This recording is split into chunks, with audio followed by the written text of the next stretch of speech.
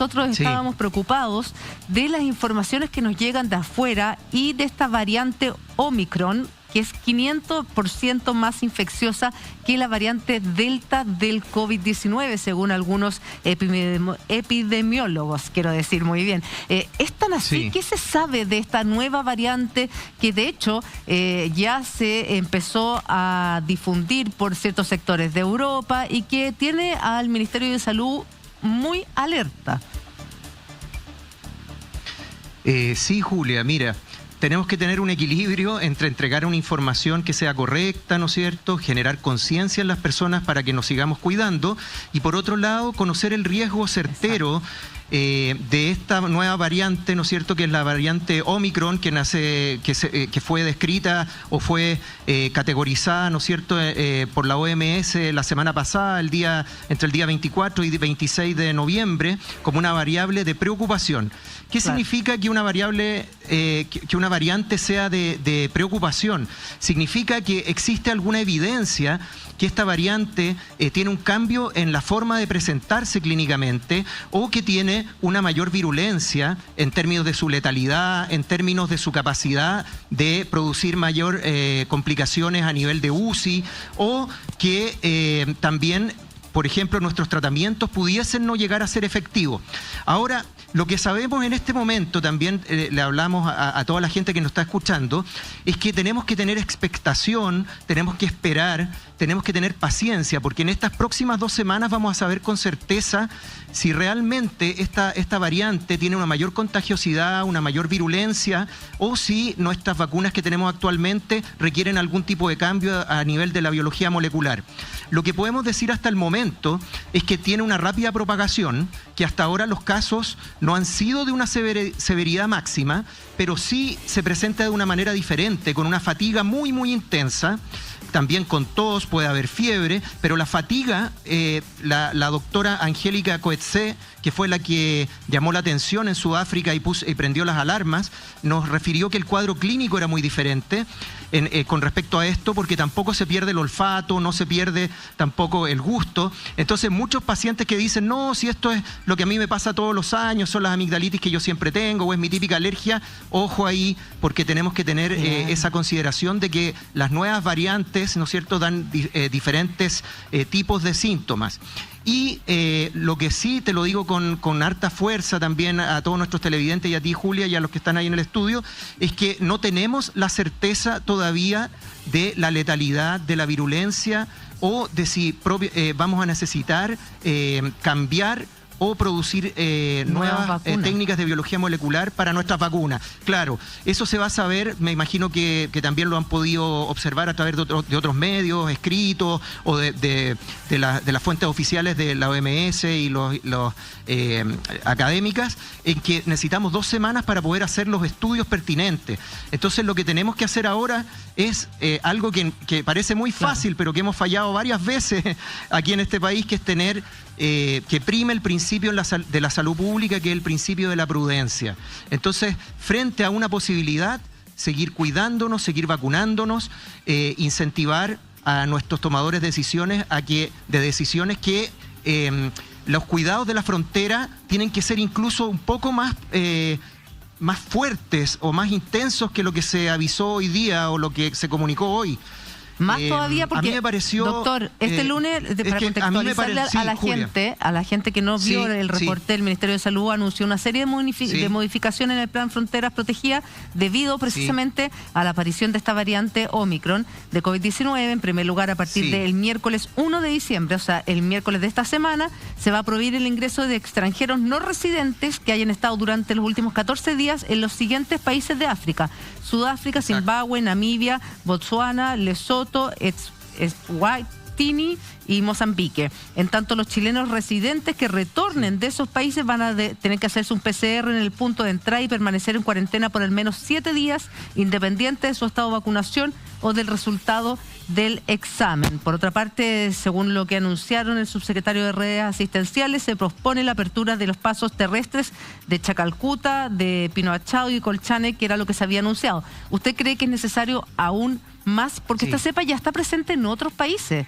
no solo en África. Sí, Sí, hay un detalle ahí, Julia, que nosotros no tenemos la certeza, o más bien existe la incerteza de si primero los exámenes de laboratorio que estamos haciendo, dadas las 30 mutaciones por lo menos que conocemos, o más de 30 mutaciones que están presentes en esta variante, y que 10 de ellas están en la proteína Spike, ¿no es cierto?, y que tienen que ver con el ingreso a la célula directamente, con el receptor que hace ingresar y que infecta la célula. No sabemos primero que nuestros exámenes estén funcionando 100%, o sea, cuántos falsos positivos o falsos negativos vamos a tener con la nueva variante.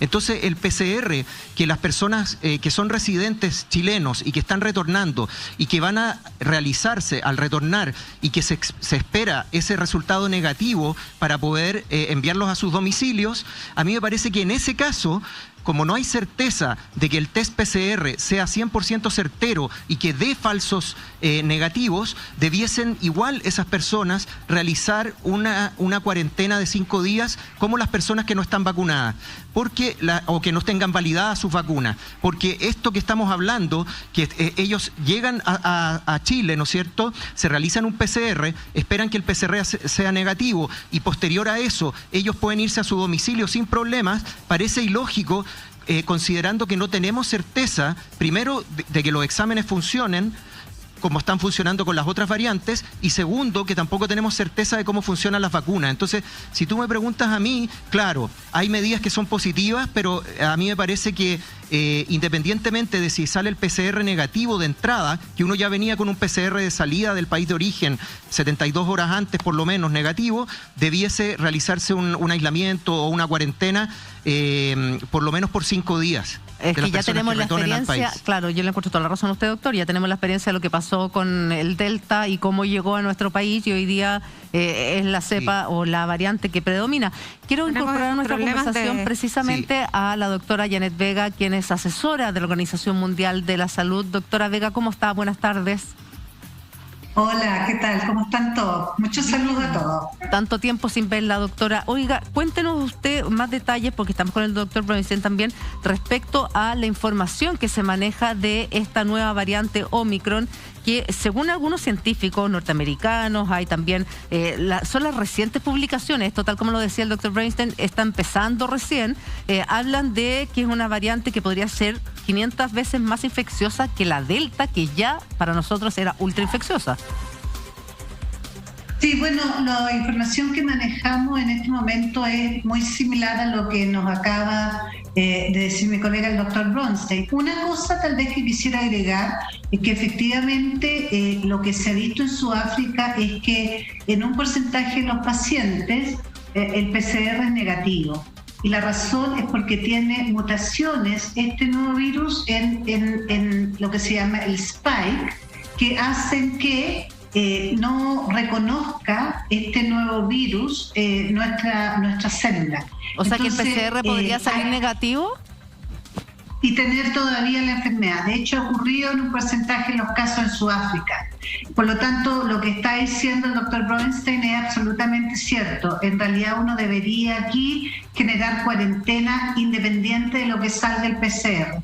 Lo segundo que se ha visto y que también es importante hacer notar es que la manera como se presenta en el cuadro clínico es bastante diferente también, y efectivamente es fácil de confundir con algún resfrío o con alguna otra enfermedad que no tiene necesariamente las mismas características que tienen los casos de COVID habitual, con pérdida de olfato, etcétera.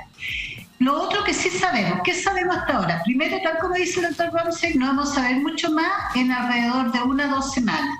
¿Pero qué sabemos? Sabemos que tiene alrededor de 30 mutaciones esta nueva cepa, y sabemos que fundamentalmente estas mutaciones hacen que sea mucho más eficiente para infectar al ser humano. Por lo tanto, efectivamente tenemos un aumento de transmisibilidad con toda seguridad. ¿Cuánto? Aún no lo sabemos. Segundo, tiene la famosa mutación E484, que es una mutación que hace que nuestros anticuerpos, nuestras defensas generadas por nosotros por vacuna, reconozcan menos al virus. Y por lo tanto, al reconocer menos al virus, se pueden infectar, y por lo tanto eso también apunta a más transmisibilidad. Sabemos que el virus es neutralizado por vacuna, pero cuánto disminuye la neutralización por vacuna aún no lo sabemos. ¿Qué es lo que está ocurriendo en este momento?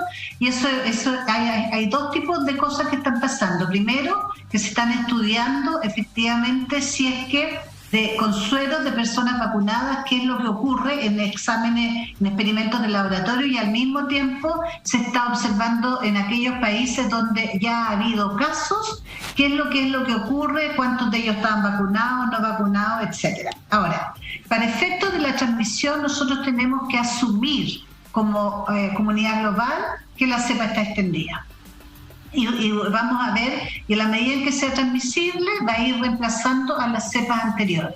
Por lo tanto, que tengamos en estos momentos 7 países que están reportados en África solo responde a que tienen en Sudáfrica un laboratorio de referencia en el cual están mandando y se está en este momento secuenciando, pero muy probablemente la infección está mucho más extendida. Y lo otro que es importante desde el punto de vista global es que, y esto lo han dicho varias personas y sobre todo los meses, es que mientras no tengamos a todo el mundo vacunado, literalmente, seguimos estando en riesgo. Claro. 5% de la población está vacunada en África, 50% en los países desarrollados. O sea, incluso en los países desarrollados todavía nos queda al menos 30% de la población que vacunar. Por lo tanto, y en la medida en que hayan personas que estén circulando, el virus tiene más oportunidad de ir perfeccionándose. De hecho, este virus se supone que apareció a fines de septiembre, primeras semanas de octubre. Y si uno mira como el árbol genealógico del virus, no es similar a las variantes, sino que hace un salto desde las primeras variantes de virus hasta ahora, lo que permite concluir que estuvo circulando en el ambiente hasta que logró perfeccionarse suficientemente, y eso explicaría el número de mutaciones.